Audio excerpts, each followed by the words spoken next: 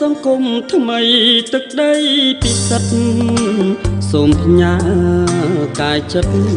លើស្រវមិត្តចាសនាស្នវាលស្រែជាប់ភ្នំមុំធ្លាប់ជួបបងហើយសាច់ចាប់សងជួបជាគូក្រងលំគ្រាអវសាព្រះដំរីលើកដៃបង្គំ